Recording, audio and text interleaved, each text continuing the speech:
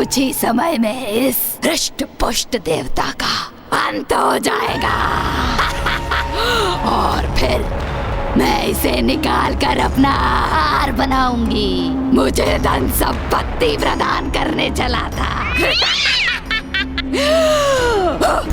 अब यहाँ पर जो भी आएगा उसे उसके अंत का मार्ग स्वयं मिल जाएगा। इंद्रदेव! इस प्रकार चिंतित होकर यहाँ वहां भटकने से तो कोई लाभ नहीं है। जहाँ तीनों देवता अदृश्य हुए थे, मुझे वहीं जाकर उन्हें ढूंढना चाहिए, क्योंकि हमें उसके खड्ग का रहस्य ज्ञात हो चुका है। इसका भान तो अब तक ताड़कासुर को हो ही चुका होगा। इसीलिए अब हमें उस तक पहुंचने से रोकने के लिए वो कुछ भी करेगा।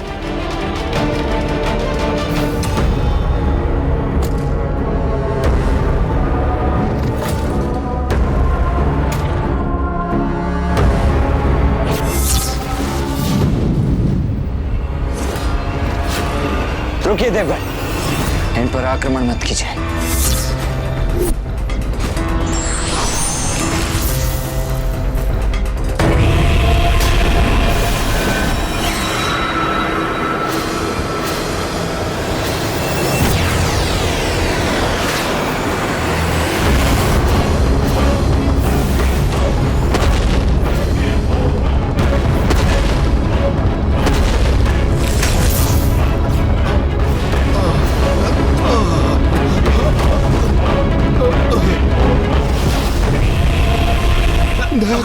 हमें और पीड़ा मत दो।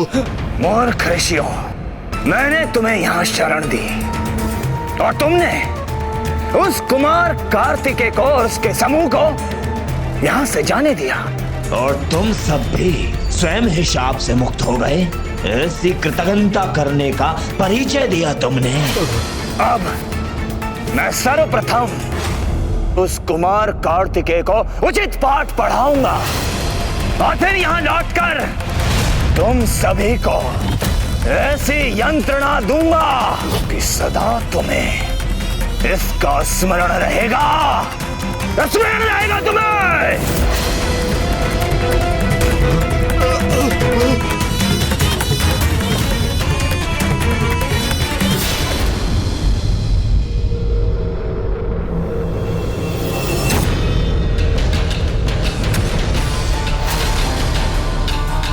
ये तो देवराज इंद्र का वज्र है।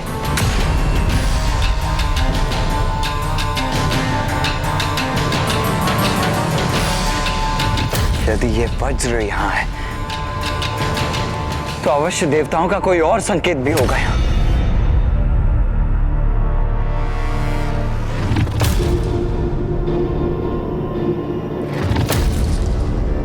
ये चित्र तो वन में स्थित एक ग्राम का है, तो फिर इसमें पद चिन्ह क्यों है? जैसे उस स्थान पर कोई बार बार उछल रहा था। नहीं,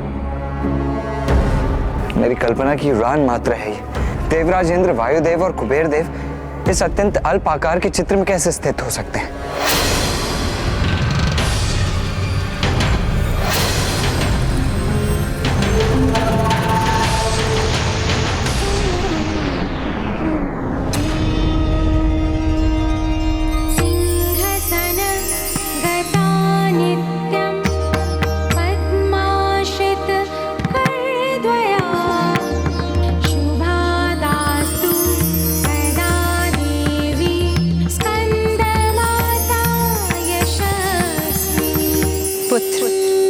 बुद्धि को सीमित करना सफलता के मार्ग को बाधित करने के समान है। तुम्हारे मन में ये विचार क्यों उत्पन्न हुआ कि इस लघु आकार के चित्र में देवराज इंद्र, वायुदेव और कुबेर जी समाहित नहीं हो सकते?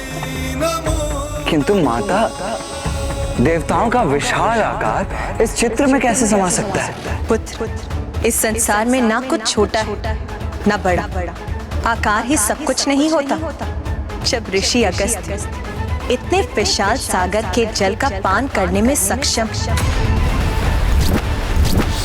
नारायण के अवतार वामन जी ने संपूर्ण ब्रह्मांड को अपने 3 पग में नाप लिया तो इंद्र आदि देवता इस चित्र में स्थित क्यों नहीं हो सकते पुत्र? अपनी बुद्धि और कल्पना शक्ति को मुक्त कर तर्क बुद्धि उपयोगी होने के साथ कभी कभी कल्पना के प्रभाव में बाधा बनती, जबकि कल्पना शक्ति, रचनात्मकता, तार्किक बुद्धि की समझ सीमाओं को भेद देती है पुत्र। धन्यवाद माता।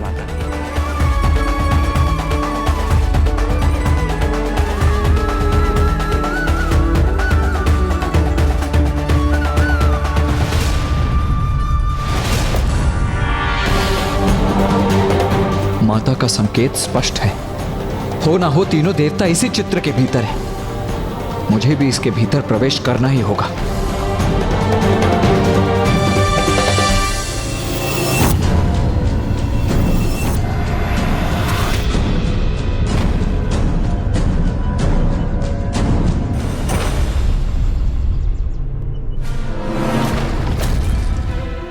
अवश्य ये पदचिन्ह मुझे वहां पहुंचाएंगे जहां तीनों देवता स्थित हैं।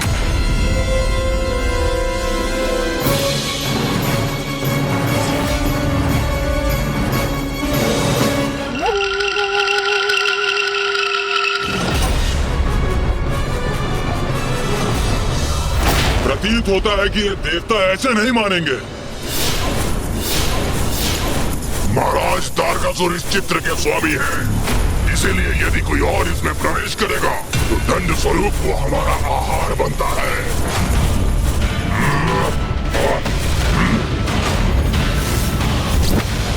मैं व्यर्थ में इन असुर सैनिकों का वध नहीं करना चाहता, क्योंकि ये तो मात्र सेवक हैं। इन्हें किसी युक्ति से यहां से कहीं और भेजना होगा मुझे। रुको रुको, तुम दोनों स्वयं अपने प्राणों को इतने बड़े संकट में क्यों डाल रहे? संकट? कैसा संकट? मुझे बंदी बनाने हेतु तुम इस चित्र में अपने स्थान से हट गए, जो कि इस वन से बाहर है, और तुम्हारा स्थान रिक्त हो गया। और यदि अब तुम मेरा पीछा करने में और अधिक समय व्यतीत करोगी तो कदाचित कोई और जीव जंतु उस स्थान पर स्थित हो गया तो तुम दोनों कहां जाओगे?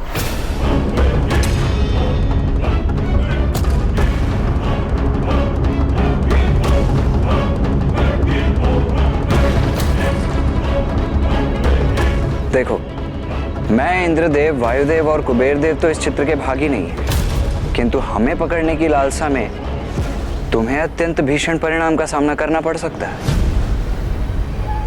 और जिसकी कल्पना मात्र से मेरे मन में तुम्हारे लिए दया उत्पन्न हो रही है। उचित ही कह रही है। ये तो मायाग्नि असुरा का स्थान है, वो तो इसे अपना ग्रास बना ही लेगी, किंतु ये भी हमसे छीन लिया तो फिर कहां जाएंगे हम?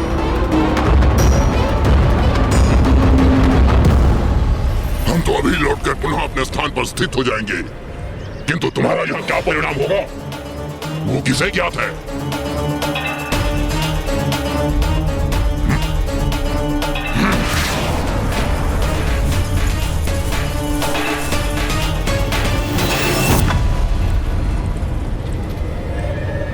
इनके साथ तो अधिक समय व्यर्थ नहीं गंवाना पड़ा मुझे, किंतु अब मुझे देवताओं को ढूंढना चाहिए।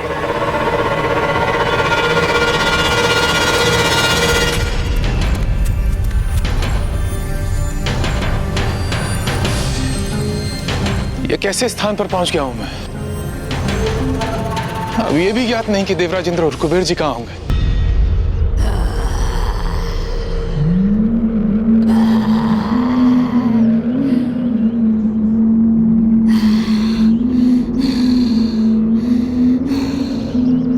कुबेर देव,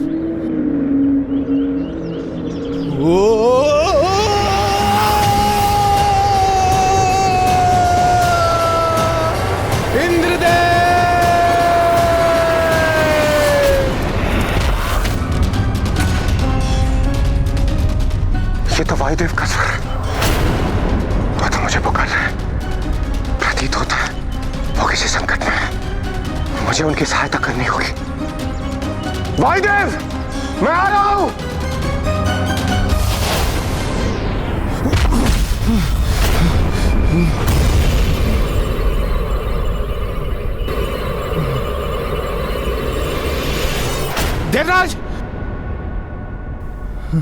कुबेर देव, आप हैं यहाँ?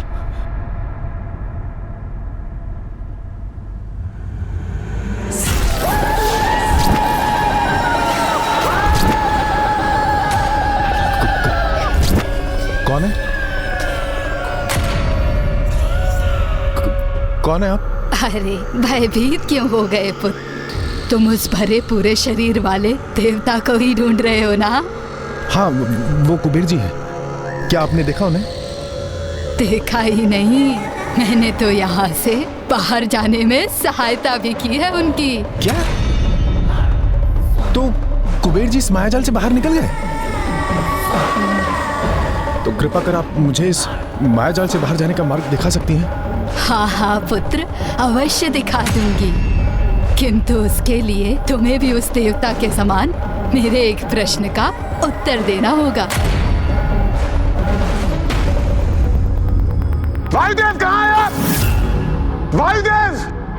मैं सत्य कहूं तो अभी किसी भी प्रश्न का उत्तर देने की अवस्था में नहीं हूं। अच्छा अच्छा, आओ मेरे साथ। अरे संभालिए अपने आप को।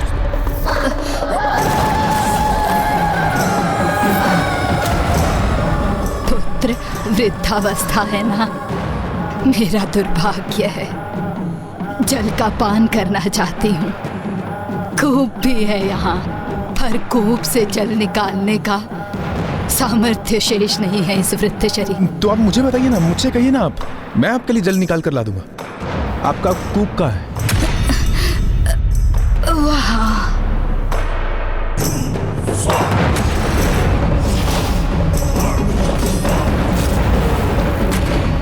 ये कूप यहाँ था तो मुझे दिखाई क्यों नहीं दिया? नहीं दिखाई दिया होगा, मेरा मन इतना विचलित जो था। अब तो इससे जल निकालना चाहिए मुझे, तभी ये वृद्धा मुझे यहाँ से बाहर जाने का मार्ग बता सकेगी।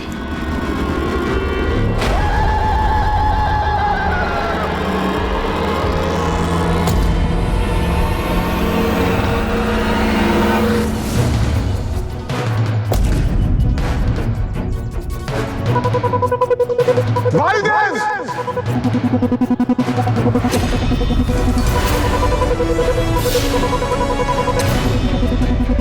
यहाँ ये धरती इस तरह विभक्त क्यों है?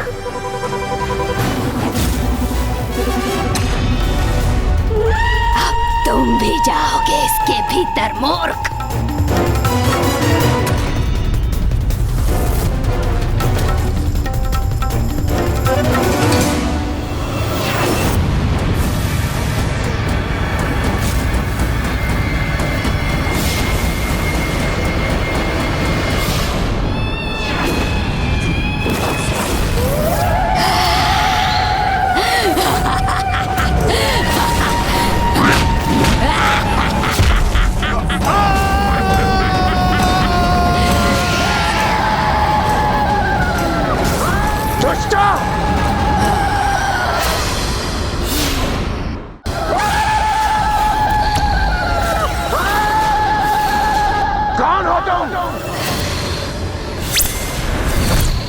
और वायुदेव को गिराकर उन्हें कहां भेजा तुमने? मैंने कहा शीघ्र बताओ, कहां भेजा तुमने वायुदेव और कुबेर देव को? चिंता मत करो, शीघ्र तुम्हारी भेंट होगी उनसे।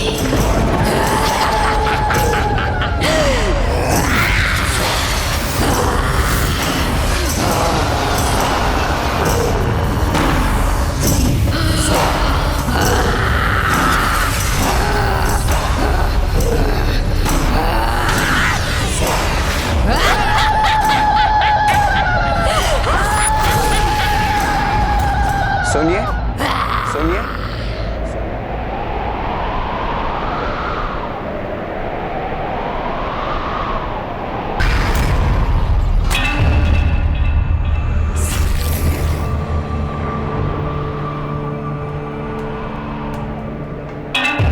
आपको कष्ट देने के लिए मैं क्षमा चाहता हूं, किंतु क्या आपने मेरे मित्रों अर्थात तीनों देवताओं को यहाँ से जाते हुए देखा है? नहीं पुत्र, यहाँ तो कोई भी नहीं आया।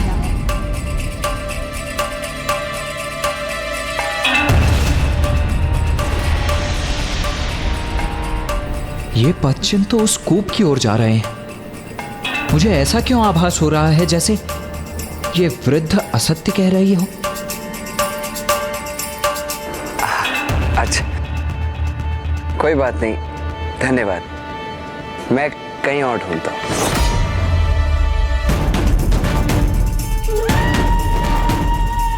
उन तीनों मूर्ख देवताओं को कूप में धकेलने में मुझे अधिक कठिनाई नहीं हुई थी, किंतु ये उनसे भिन्न प्रतीत हो रहा है। यदि मैं इसको भी अपने जाल में उलझाकर कूप के भीतर गिरा दूं, तो सर्वप्रथम इसे का बोझ करूंगी मैं।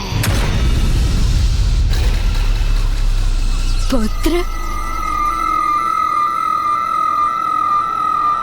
जी, प्रतीत होता है तुम यहाँ भटक गए हो पुत्र। कदाचित आप सही कह रही हैं, किंतु ये आपको कैसे ज्ञात हुआ?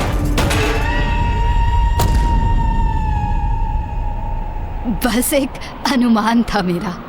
मैं तुम्हें यहाँ से बाहर जाने का मार्ग दिखा सकती हूँ। तब तो मैं आपका बड़ा आभारी रहूंगा। पुत्र, यहाँ से बाहर जाने के लिए पहले तुम्हें मेरे 3 प्रश्नों के उत्तर देने होंगे। यदि तुम मेरे प्रश्नों का उत्तर देने में सफल रहे, तभी तुम यहाँ से बाहर जा सकोगे। किंतु यदि तुम ऐसा नहीं कर सके, तो तुम सदा के लिए यहाँ बंदी बनोगे। आप प्रश्न पूछिए ना, मैं उनके सर्वथा उचित उत्तर दूंगा। अच्छा पुत्र, ये बताओ कि जल से पतला क्या होता है?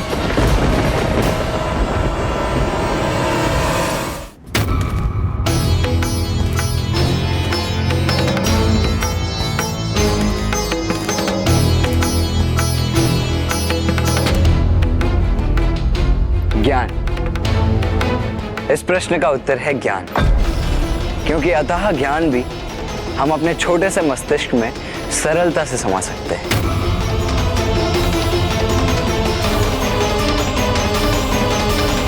अच्छा तो पुत्र, अब ये बताओ, अग्नि से तीव्र क्या होता है?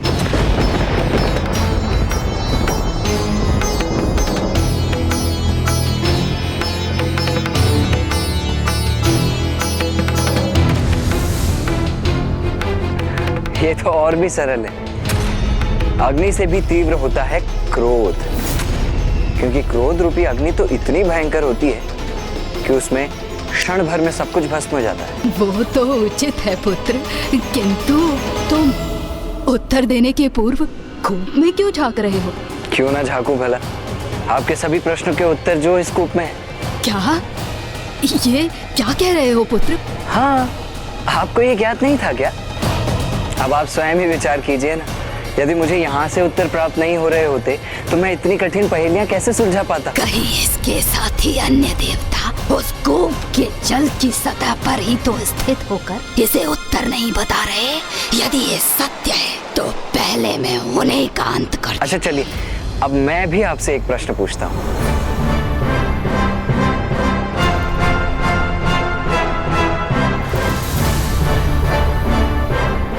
अच्छा ये बताइए, भूमि से भी अधिक भार किस में होता है?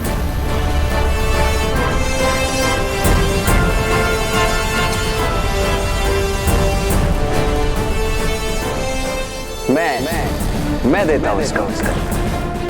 भूमि से भी अधिक भारी होते हैं पाप, वही पाप जो आप कर रही हैं, निर्दोषों को इस कूप में ढकेल कर।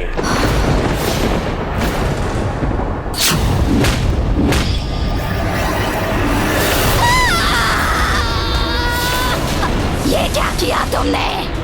सब नष्ट हो जाएगा, नष्ट हो जाएगा सब।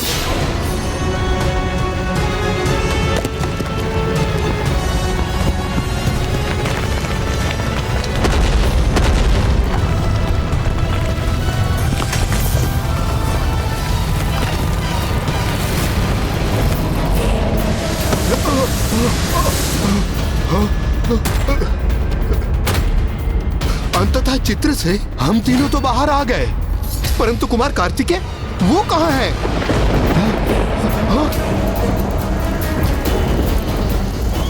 मायावी क्षेत्र तो चल रहा।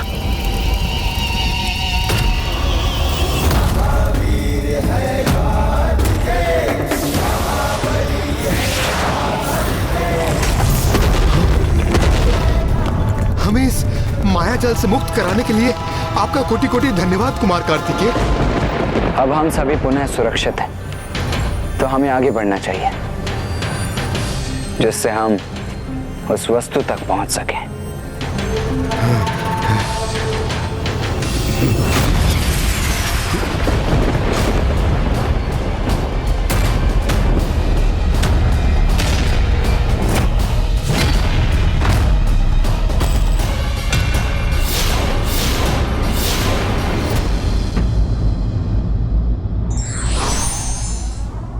बुद्धि के प्रयोग से हम बड़े संकट का भी सामना कर उसे टाल सकते हैं।